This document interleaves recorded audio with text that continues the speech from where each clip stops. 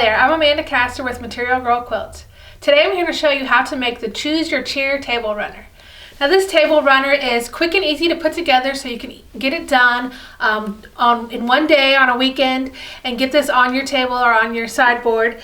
Perfect for the holidays, and the best thing about it is I include two different block options that you can use so that you can choose your own cheer for the holidays. So we have the present option and the tree blocks. So I decided to do two different table runners with the two different blocks. You can of course mix these together so that you have two blocks for one table runner, whatever you choose. And as a reminder, if you're a member of Material Girl Society, you will have access to the PDF pattern for this table runner, as well as each new project that's released every month. And also, you may notice that I'm wearing some new holiday quilt-inspired t-shirt here. I have some new winter-themed and Christmas-themed apparel in the shop, t-shirts and sweatshirts. If you'd like to check it out, head to my website, materialgirlquilts.com. And if you aren't a member of Material Girl Society and you'd like to learn more, head to the website again and click on the membership navigation button in the top menu bar. So let's get started. Okay, we're going to start by making the tree block. So the pattern will tell you exactly what size and how many rectangles you'll need to cut from each of the fabrics, from your green fabric and your background fabric and also your stem. And you will lay those rectangles out as shown in the pattern and also as shown here. And what we're going to do is we're going to sew these into rows and then sew the rows together to make the trees. But to create these rows, we'll start with the simplest at the bottom here and just sew these rectangles all together to create the stem row.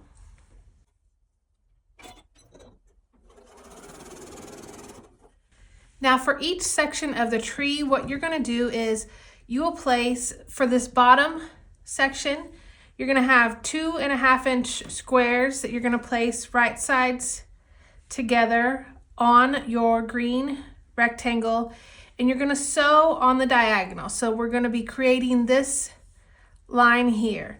So we're going to sew directly on this diagonal from point to point. You can draw a line or use your seam guide tape like I will be, and sew on the diagonal.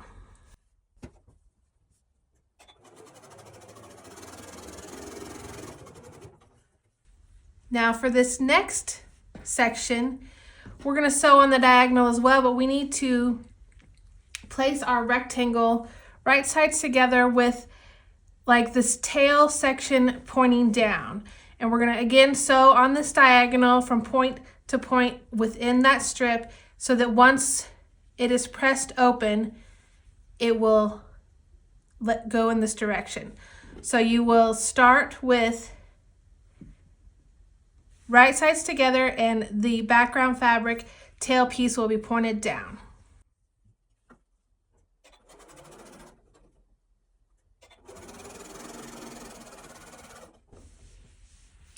And we continue to do the same thing for this row as well. So we will have our background fabric with the tail piece kind of pointed down and sew directly on this diagonal.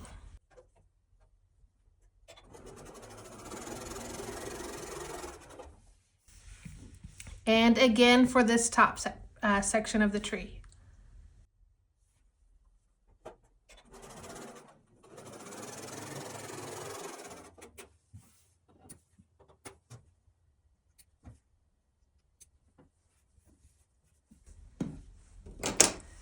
So to finish our stem row, we're going to just add the last rectangle.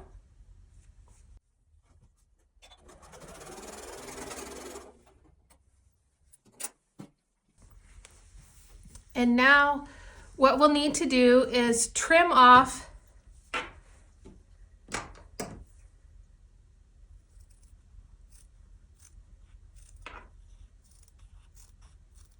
the excess here, these triangles, 1/4 inch beyond your seam, and then you'll press open towards the background fabric. So we'll do that for all of the rows.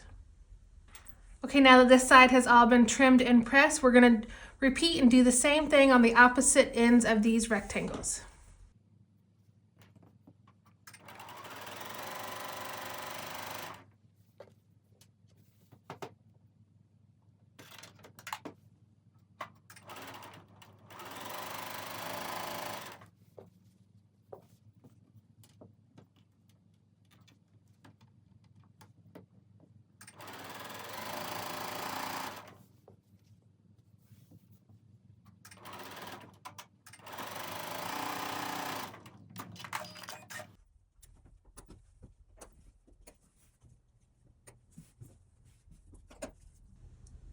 Okay, so now we need to repeat that process. We're going to trim off the excess triangles beyond the seam on each of these rows and then press. Now here are all of the completed segments for this tree block, and once they're all completed, you'll just sew them together to create the final block that will measure 10.5 inches square. And here is the final block.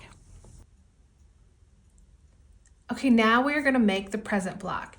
So the first thing we're going to make on this block is our bow. So for the bow, you're going to create a flying geese block made with 2.5 inch red squares in my instance, and one 4.5 inch background square. And you're going to start by placing one of those right sides together on one end and sewing directly on this diagonal.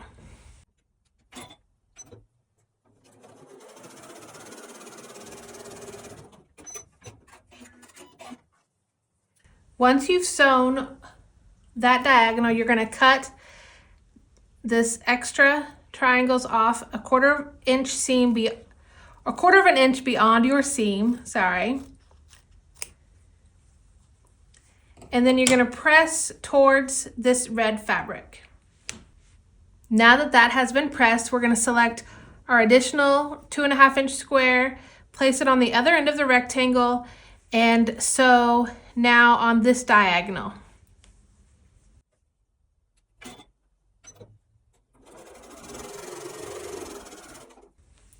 Okay, now we are going to focus on the center part of the present.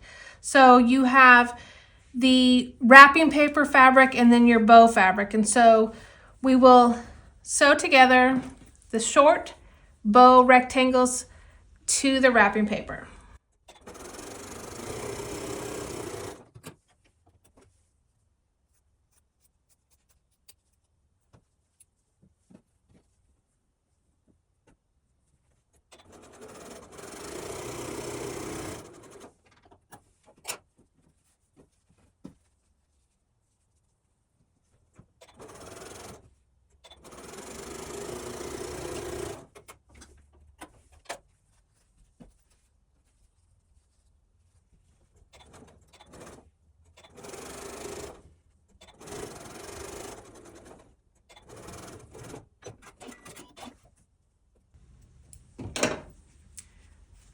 Okay, now I'm going to take these sections and get them pressed, and I'm going to press towards the red bow strip.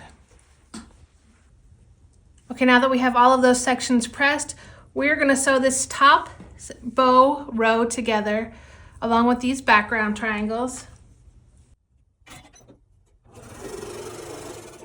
And we will add the side sections of the present to the center bow ribbon.